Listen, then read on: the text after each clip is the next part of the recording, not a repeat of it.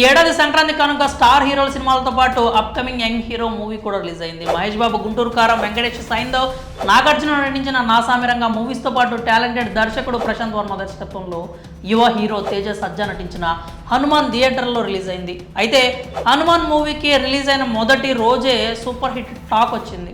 ఇంకేముంది, బాక్సాఫీస్ వద్ద రికార్డు స్థాయిలో వసూళ్లు రాబడుతోంది. తెలుగు ప్రేక్షకులు కంటెంట్ బాగుంటే చిన్న సినిమా అయినా కూడా గొప్పగా ఆదరిస్తారని హనుమాన్ మరోసారి రుజువు చేసింది. తెలుగు ఇండస్ట్రీలో ప్రస్తుతం యువ దర్శకులు తమ సత్తా చాటుకుంటున్నారు. రచయితగా కెరీర్ ఆరంభించి దర్శకుడిగా మారిన ప్రశాంత్ వర్మ కల్కి, జాంబిరెడ్డి లాంటి చిత్రాలతో ప్రేక్షకులను ఆకట్టుకున్నాడు. ప్రతి సినిమాలోనూ వైవిధ్యం చూపిస్తూ తనకంటూ ఓ ప్రత్యేకత చాటుకుంటున్నాడు. సంక్రాంతి కానుక ప్రశాంత్ వర్మ దర్శకత్వంలో యంగ్ హీరో తేజ సజ్జా నటించిన హనుమాన్ మూవీ రిలీజ్ అయి ప్రపంచం సృష్టిస్తోంది. అన్ని వర్గాల ప్రేక్షకులు ఈ మూవీపై ప్రశంసల వర్షం కురిపిస్తున్నారు. దీంతో బాక్సాఫీస్ వద్ద భారీ వసూళ్లు కూడా రాబడుతోంది. హనుమాన్ ఆల్ టైమ్ రికార్డులతో దూసుకుపోతోంది.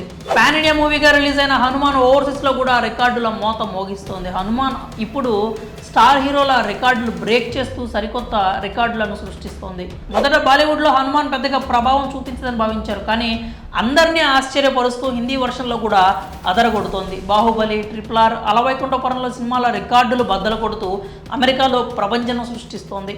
ఇప్పటి వరకు అమెరికాలో ఏకంగా $3 మిలియన్ మార్క్ దాటి అరుదైన రికార్డు క్రియేట్ చేసిందని టాక్ వినిపిస్తోంది. ఈ మార్క్ దాటిన తెలుగు చిత్రాలు చాలా తక్కువనే అంటున్నారు. అలాంటిది రిలీజ్ అయిన 4 రోజులకే ఆ మార్క్ చేరుకుంది. ఉత్తర అమెరికాలో ఒక్క ఆదివారమే అత్యధిక కలెక్షన్స్ రాబట్టి అరుదైన రికార్డు క్రియేట్ చేసింది. హనుమాన్ చిత్రం కన్నా ముందు బాహుబలి 2, RRR మూవీస్ ఆదివారం అత్యధిక కలెక్షన్ సాధించిన తొలి 2 స్థానాల్లో ఉంటే హనుమాన్ మూవీ 3వ స్థానంలో ఉంది. ఏది ఏమైనా చిన్న చిత్రంగా రిలీజ్ అయ్యి పెద్ద హీరోల రికార్డులు బ్రేక్ చేయడంతో కంటెంట్ పవర్ అలా ఉంటుందని ఆడియన్స్ అంటున్నారు. మరి పెద్ద హీరోల రికార్డులను హనుమాన్ మూవీ బ్రేక్ చేయడంపై మీరేమనుకుంటున్నారో మీ అభిప్రాయాలని కామెంట్స్ రూపంలో తెలియజేయండి.